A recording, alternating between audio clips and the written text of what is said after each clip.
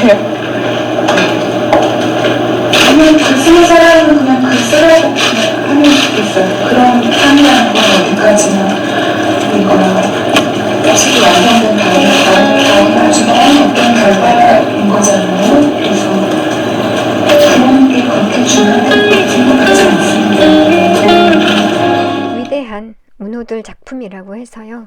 그 작품들이 올바른 시대 정신 갖춘 건 아닙니다.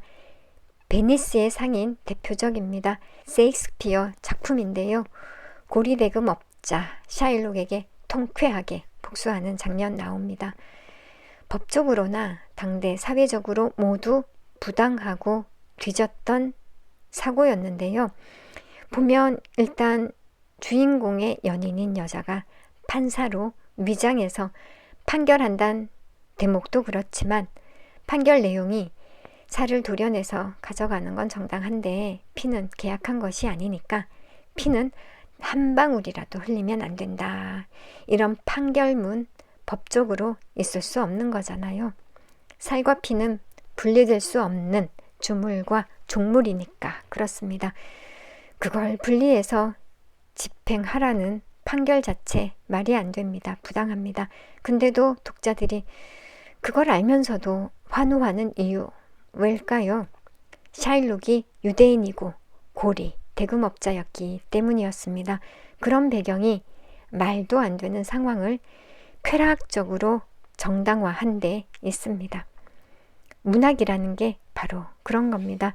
샤일록이 이자를 얼마나 많이 불렸든 그걸 지불하고도 남는 장사였기 때문에 주인공은 계약한 거죠.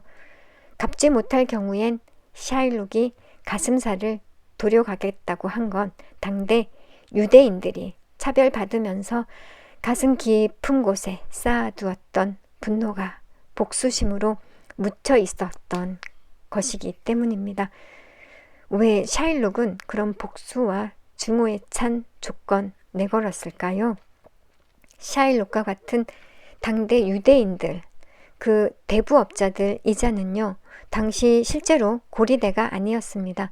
그들도 경쟁 나서야 했던 대항해 시대를 살고 있었습니다. 근데 영국의 귀족들과 왕실 그리고 상인들이 어떻게 했냐 하면요. 종종 유대 대부업자들 돈을 떼먹고는 누명 씌워서 쫓아냈습니다. 그러니 그들도 기회비용 받아야 했던 겁니다. 샤일록 같은 유대 대부업자들에겐 그런 차별에 대한 분노가 켜켜이 쌓였던 거죠. 그래서 갚지 못한다면 살을 달라 이렇게 요구했을 법했던 겁니다. 유럽에서 유대인은 대부업 말고 가질 수 있는 직업이 없었습니다. 그들이 예수를 못 박았다. 그런 이유 때문에 당시 기독교는 유대인들을 증오했거든요. 기독교인 자신들은 성경에서 금지한 대부업을 할 수 없으니까 교황의 칙령으로 유대인들이 이자 받는 대부업 하게 된 겁니다. 유대인들은 어차피 지옥에 갈 목숨이니까 지옥에 갈 유대인들이 대부업하는 건 문제가 없다고 교황이 판결했던 겁니다. 세익스피어, 베니스의 상인 바로 그런 시대에 대한 성찰이나 법적인 성찰이 없는 그런 작품입니다. 이처럼 문학, 특히 소설은요.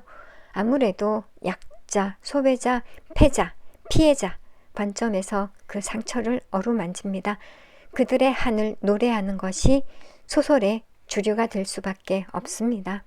그래서 단순하고 무식하게 좌우파 프레임으로 재단하면 문학은 특히 소설은 90% 이상이 아마 소외된 사람 또는 비주류 내지 좌파적 관점과 가치를 체화시킨 것처럼 보입니다. 그러니 한강 작가가 이번에 노벨상 수상 작가인 한강이 5.18이나 4.3을 좌파적 관점에서 그리고 여성 개인의 감수성으로 노래한 걸 가리거나 분노하거나 걱정할 일은 아니라고 봅니다.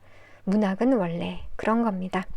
소설가 한강은 적어도 문학을 문선대의 선동춤이나 아니면 그와 못하게 여기는 소설가 황석영, 문학평론가 백낙청, 시인 고흥 같은 저질 좌파는 아니라고 봅니다. 5.18 그리고 4.3에 대한 한강의 인식에 전혀 공감하지 않습니다. 하지만 아마 한국인의 50% 내외는 그렇지 않을걸요. 이들은 흉포한 국가와 힘없고 선량한 시민의 갈등으로 해석합니다. 사실 필자도요, 젊은 시절 빠졌었던 편견이기도 합니다. 지금도 한국인의 50% 내외, 그리고 역사와 현실을 잘 모르는 선진국의 지식인 대다수가 아마 그런 편견 가지고 있을 겁니다.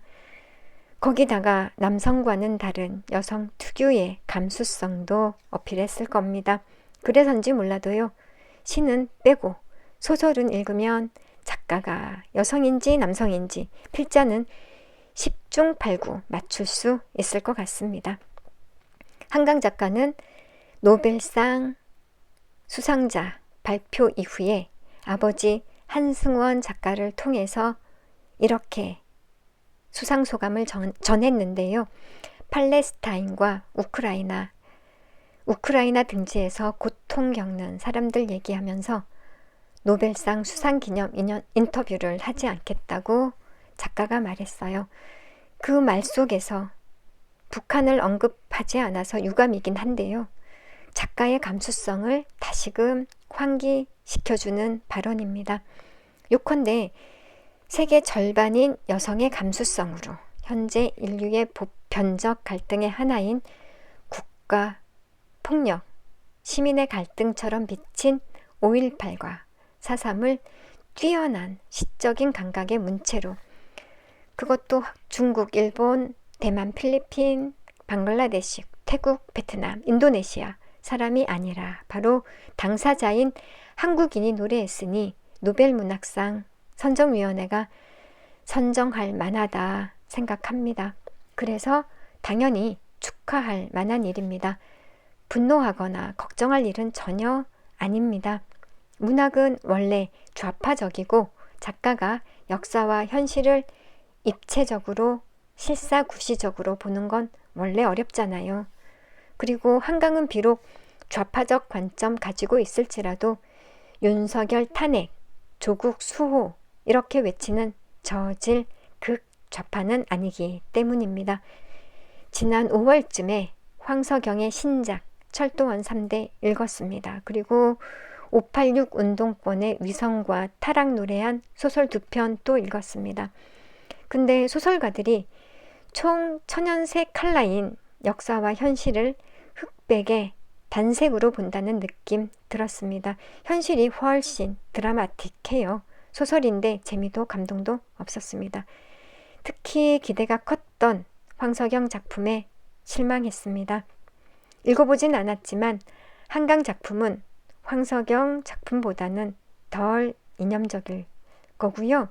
덜 반역적일 거라고 생각합니다. 근데 책을 사봐야겠다 이런 생각이 정말이지 0.001%도 생기지 않더군요. 만약에 한 5년이나 10년쯤 지나면 그땐 시간이 넘치면 한번 읽어볼까 하는 마음이 생길 수도 있을 겁니다. 한강 씨의 노벨상 수상작은요, K-팝이나 김치, 비빔밥처럼 인류의 보편적 공감을 일으키는 한류의 하나라고 생각하면서 한강 작가에게 담담하게 축하할 일인 거지요.